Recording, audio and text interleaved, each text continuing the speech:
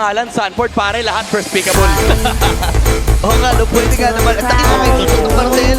Kunin na kagad natin, JP. Wow, and with this Marcel na inagaw ng Team Liquid Philippines, anong magandang response para sa Team Falcon? Si Sanford ngayon perfectly mirrored yung galaw ng dalawang kupunan. Pero, wow! Golden hour, nahuli dito si Kyle. Pero tinagtad na rin ang mga bala mula dito kay Sanji.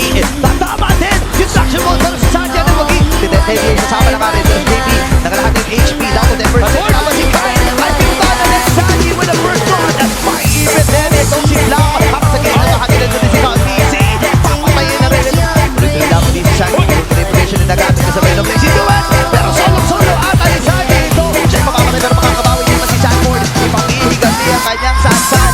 Pero si Kyle. Good design ng start. Wala, teka lang. Tapos ito si Hadi ngayon ay maiipit din.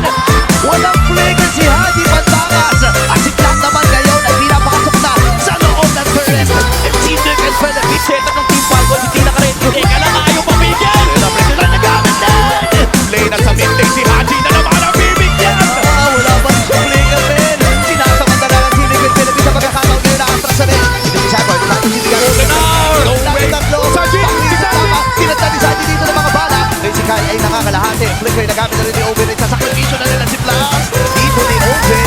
Isasabit pa rin sa gilid. Mamamatay pa nga si Ted. Mamamike pa nga. Makakapatay pa nga ata. Wala si Owen.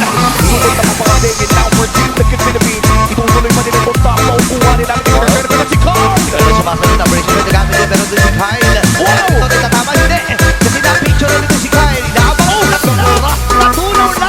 Ganun lang. Si JP ay mapapwersa na. Okay, nabutan doon sa gilid. Si Owen Gilid may ipit. Si Blapa at ang buong kupunan ng Farmers ay pinipilit lang na matigil sa dito. Pero napakahandi na rin talaga sa Kali. At try na lang silang kagad sa Torre. Game 1. Ignita pa sa kamali. A dominant game number 1 of